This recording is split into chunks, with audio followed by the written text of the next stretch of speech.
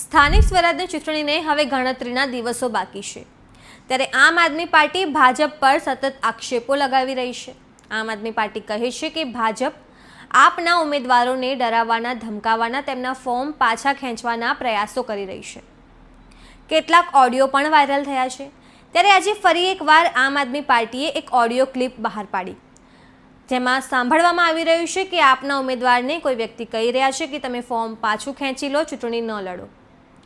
આ જ મુદ્દે આપ નેતા ડૉક્ટર જુએલબેને ખાસ વાતચીત કરી તેમણે એક વિડીયો મૂક્યો। તેમણે કહ્યું કે આમ આદમી પાર્ટીને સતત ડરાવવાના પ્રયાસ થઈ રહ્યા છે। નમસ્કાર, હું છું નિરાલી મહેરિયા। તો આવો જોઈએ શું છે સમગ્ર મામલો। તું સરેન્ડર કર દે ને, ફોર્મ પાછું ખેંચી લે। ના ભાઈ ના, કોઈ દેવું બને નહીં। હે બોલ, તને તું કે એટલે તને પૈસા અપાઈ દઉં। ના ભાઈ, પૈસા નથી જોતા તમારે। તું ફોર્મ પાછું ખેંચી લે યાર, સમરસ કરી કાઢ, સમરસ હે સમરસ કરી કાઢ। ના ભાઈ ના, સમરા શું કરે? તો બાકી અત્યારે તો યાર મારા ભાજપની પેનલ જીતાડવાની છે। નમસ્કાર મિત્રો, હું છું ડૉક્ટર જ્વેલ વસરા, કાર્યકારી અધ્યક્ષ મધ્ય ઝોન આમ આદમી પાર્ટી ગુજરાત।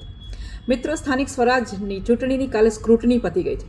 સ્ક્રુટની પત્યા પછી ભાજપના દલાલો ગુજરાતની અંદર ખૂબ વ્યાપક પ્રમાણમાં ફેલાઈ ગયા છે અને એ દલાલો છે એ ઉમેદવારોને ધાક ધમકીથી, પૈસેથી પહેલાં પૈસાનું પ્રલોભન આપે છે અને પૈસાથી ન ખરીદાય તો પછી ધાક ધમકીઓ આપે છે અને પોલીસનો સહારો લે છે અને ઉમેદવારોને ખરીદવાની કોશિશ કરે છે।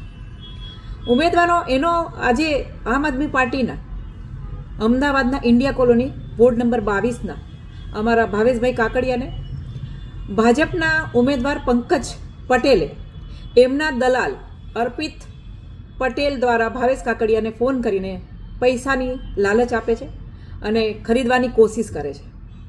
પરંતુ આ પંકજભાઈ અને અર્પિતભાઈને હું કહું છું કે આ આમ આદમી પાર્ટીના કટ્ટર ઈમાનદાર ઉમેદવારો છે। આ તમારી કોઈ લાલચથી, તમારા કોઈ લોભ, તમે કોઈ જે લાલચ આપો છો એ લોભ લાલચથી ખરીદાય એવા ઉમેદવારો નથી।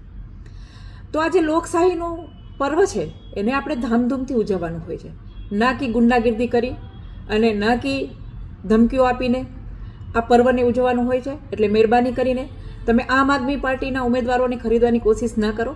વેચાણીનો માલ છે એ કોંગ્રેસમાં છે, ત્યાં ખરીદારી થાય છે, તમે કોંગ્રેસમાં જાઓ અને કોંગ્રેસમાંથી ખરીદારી કરો, આમ આદમી પાર્ટીમાંથી નહીં।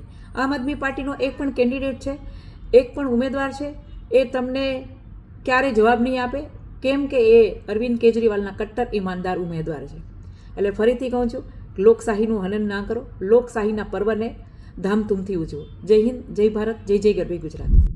તમે આ વિશે શું વિચારો છો કમેન્ટ કરીને જણાવજો। અત્યાર માટે બસ આટલું જ। સમાચારને લગતી વધુ અપડેટ્સ માટે અમારી વેબસાઇટ www.gujaratplus.in પર પણ માહિતી મેળવી શકો છો।